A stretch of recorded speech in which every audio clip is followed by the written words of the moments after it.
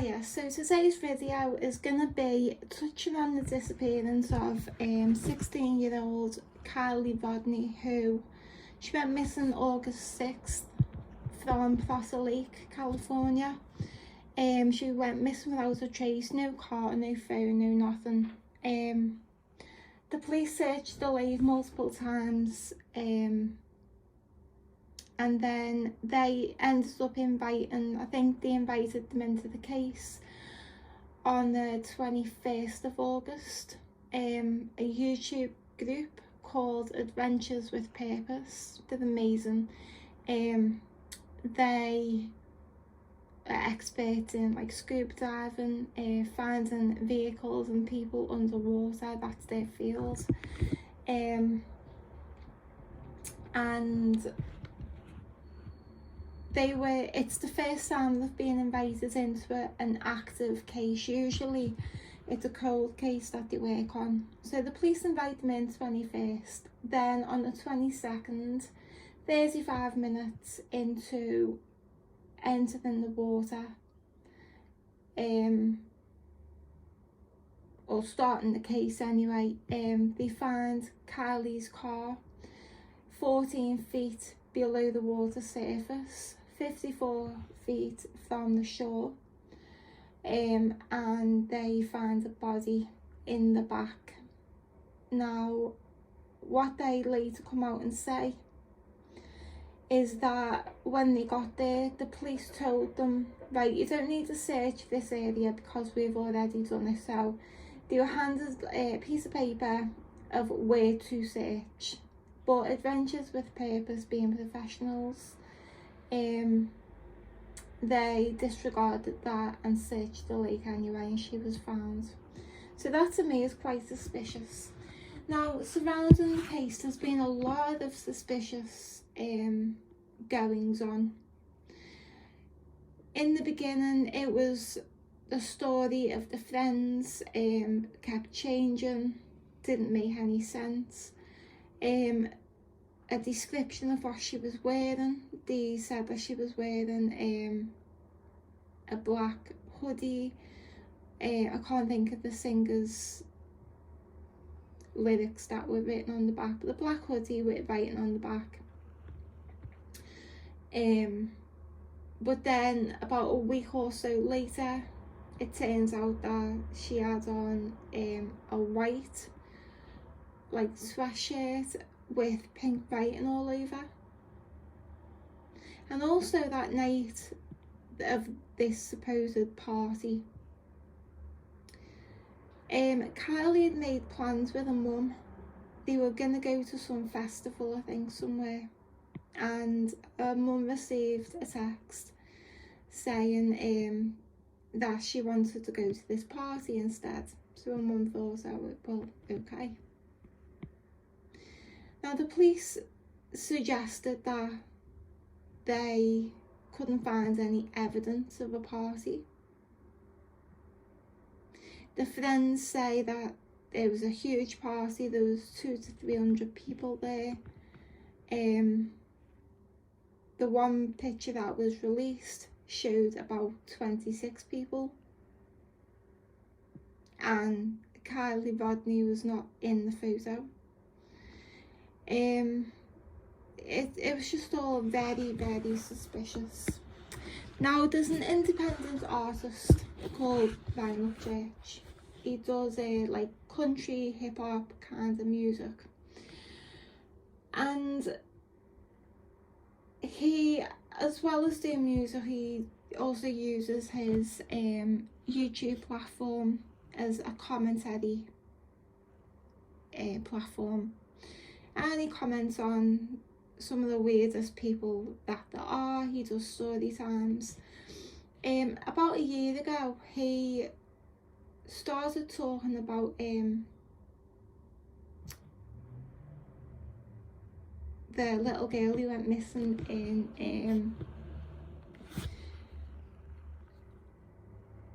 Tennessee. What's her name? Summer Wells. And he started to deep dive on that,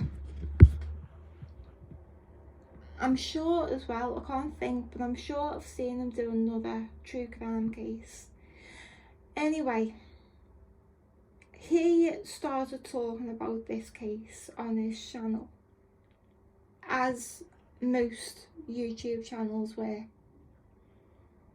Now the title of this video, my video that you're watching, is called "Is Ickedmel a Nightcrawler?" If you remember back a few years ago, Jake Gyllenhaal done a film called The Nightcrawler, and he played just this shitty loser who started to realise that he could take crime scene photos and sell them to the media. So that's what he started to do. I think he wanted to get like some sort of proper gig with them. But like the woman he had to go through, I don't know if she was the editor or not, she didn't really like him. There was something off about him, and that's what she kind of conveys. You know, his pictures are mediocre at best. The crime scenes that he's going to are, you know, the crime scenes that many so-called journalists are going to. So Jake Gyllenhaal's character starts to think, hang on, so if I get some of the best crime scene footage, I can be someone. So in order to do this, he starts creating the crime scenes himself, by causing them, various different ones, murders, etc. But then this woman, this editor or this boss that he's got to go through, starts to get really suspicious. Like all of a sudden you get into like the gaudiest crime scenes that there are, and you're the only one there, you're the first one there. So that's what I mean by a nightcrawler. Someone who is staging exclusives. So there's this YouTuber called Ickedmel, and he is a criminal. From what he's said himself, he used to be part of a hacker group. Him and all his cronies used to hack people in the early days of the internet and social media and stuff. And he's got a YouTube channel now. So about maybe a week, maybe less than a week, the early days of Kylie being missing, Ickedmel gets this exclusive. This man called Ronnie phones up saying he had two cousins who were at the party Kylie Rodney was at. It was an exclusive, no one else had even heard of this Ronnie, and that is how Ickedmel framed it. Unfortunately, it's kind of dissolving in front of all of our faces. So Ronnie is just a call-in to begin with, and he's saying that Kylie Rodney's friends said that at this so-called party there was a lot of older people there with hard drugs. Okay. They didn't get there till about 10, half 10. And one of Kylie's friends, Mags, I think her name is, said, you know, she didn't feel comfortable at all. It's not what she was used to.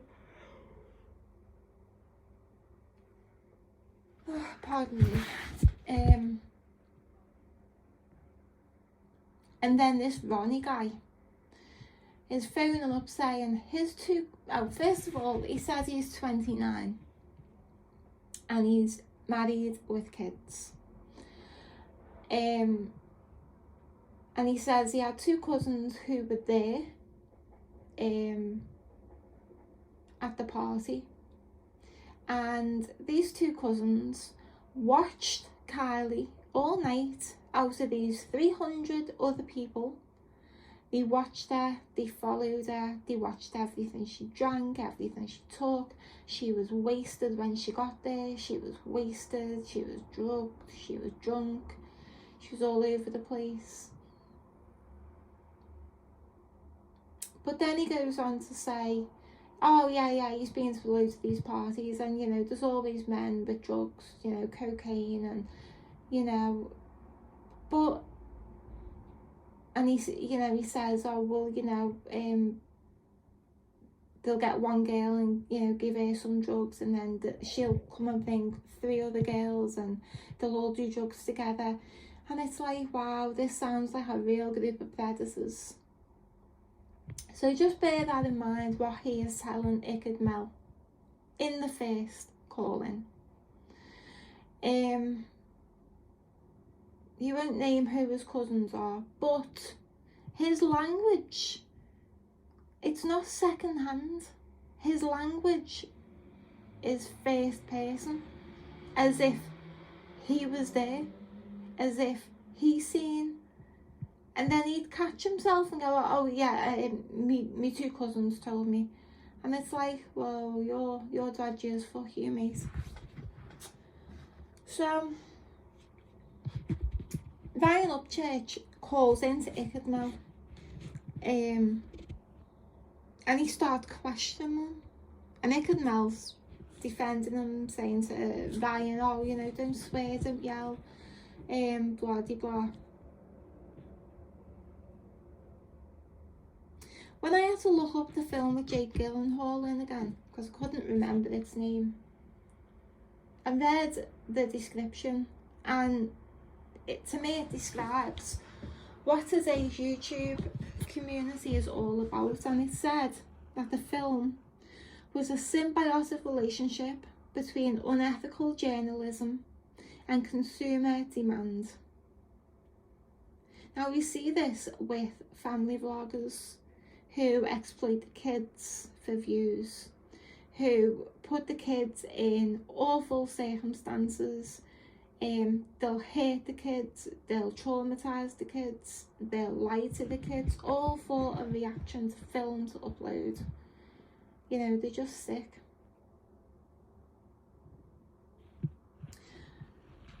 So then Ryan Upchurch is doing a video, and he gets someone contacting him called Milo. Now, Milo is just as dodgy as Ronnie, in my opinion. And last week, Ronnie, because he was getting loads of stick because he wouldn't show his face. So Ickedmel said to his fans, I'm going to do a live with Ronnie. But it weren't. It was a premiered episode, which is pre-recorded, and it is edited. Not only is it edited, Ickedmel also blanks out the background. Going back to the first interview, Ronnie is a lying piece of shit. Now, I watched the interview where Ickedmel is pre-recorded, this so-called live, and what's really interesting is I watched a reaction to it, but the man who I watched couldn't find the volume to begin with, so I was just watching the interaction. Now I'd urge everyone to go and just watch with the sound off. These 2 men are mates. These 2 are very comfortable with each other, smiling, laughing, joking, very friendly. It looked weird when you think. And also, in the first one, like I said, Ronnie said he was 29. Well, this man who Ickedmel was talking to the other week, he is not 29. I am not having it. So there's something dodgy going on with him overall.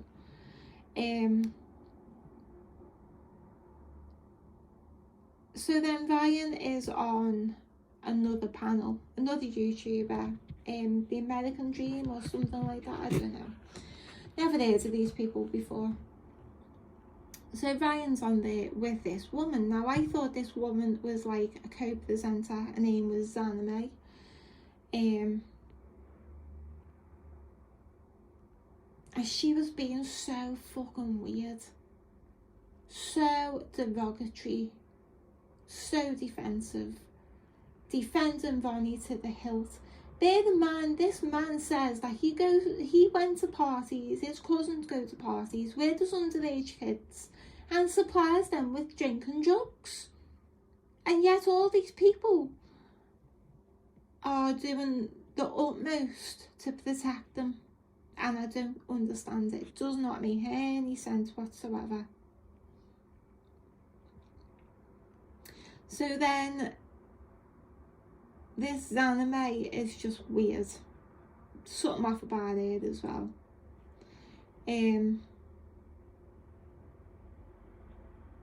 So this case is so multi-levels. I think a few things are happening at the same time. I don't know if Ronnie was really there, if he really had anything to do with these parties, or if Ickedmel just wanted an exclusive and got his mate to call in. Or he does go to these parties, Ickedmel knows him very well and may be part of it. Then you've got Ickedmel. Does she know Ronnie? Why would you be defending a stranger who does this to kids? Do all three of them know each other? Then you've got Kylie Rodney herself. The friend's lying about what she was wearing is weird.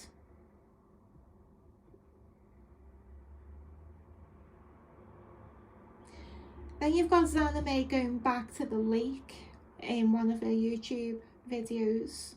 She's going to look for Kylie, apparently. Now Ryan Upchurch suggested that maybe she was going there so that there's evidence that if any DNA is found belonging to her, she's got an alibi. Well, she went. She'd done a YouTube video and she went and she was looking for Kylie in a kayak right where Kylie's car was. It's just all weird. Then you've got Ickedmel completely dismissing Ryan, saying he's crazy, he's on drugs. As soon as someone says that to me, my spidey senses go off, because that to me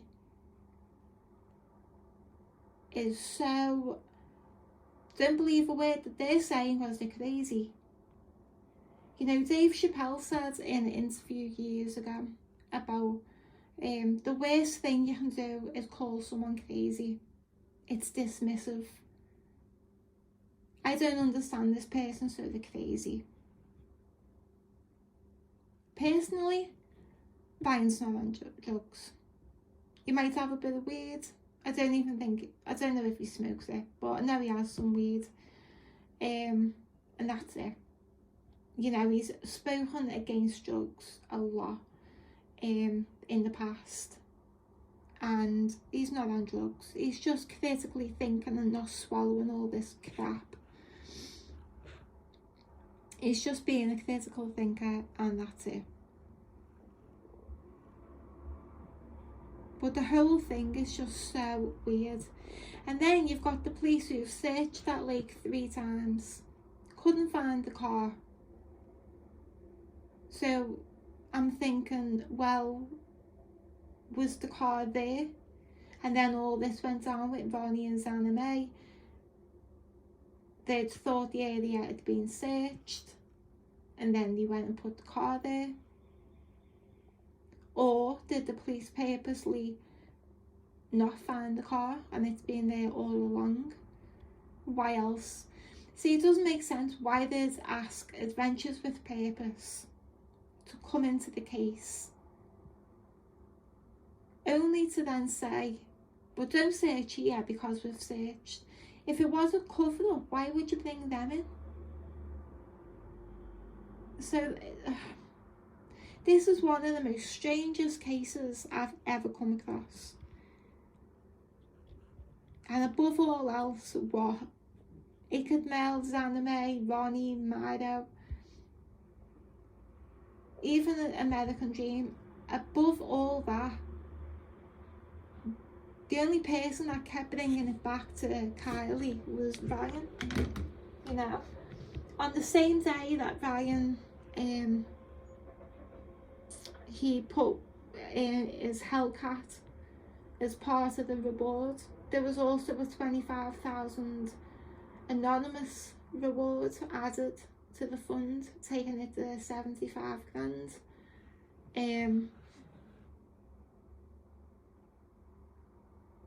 How much of these people put into finding it? I bet none. They're just feeding off it, getting the AdSense, getting the attention, getting the subscribers, etc. But Ryan's the only one who kept bringing it back, that there was a 16-year-old little girl missing. She went to a party and she went missing. He was the only one who spoke about Kylie's mum going to bed each night crying because she didn't know where her daughter was.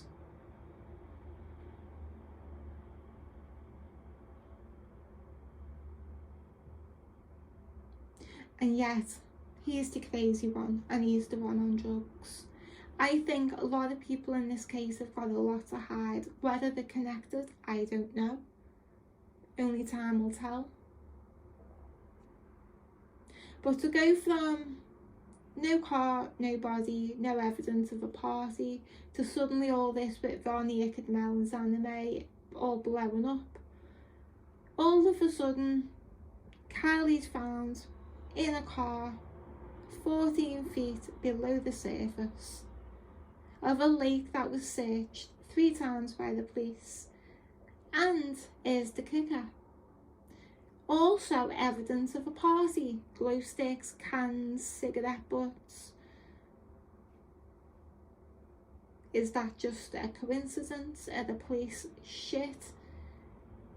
Was it not even there?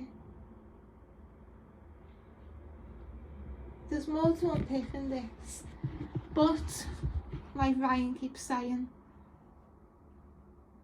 above all else, above all these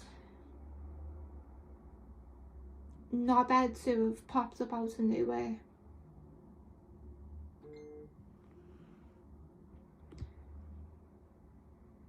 a 16-year-old girl is dead. We don't know how, we don't know when.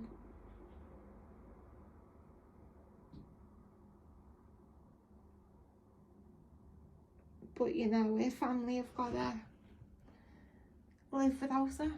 And she sounds like such a lovely girl. She was so clever, musically, you know, so musically talented, played multiple instruments, wanted to be a musician, was going to go to university. You know, she seemed like a really nice girl. And she's been lost in this entire case because certain YouTubers are on a power trip.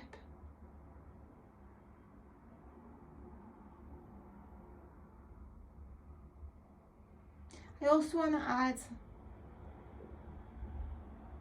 Ryan doesn't monetize his channel. He doesn't say, oh, give me super chat, give me donations, keep the channel going, give me likes, give me sub. No, none of that.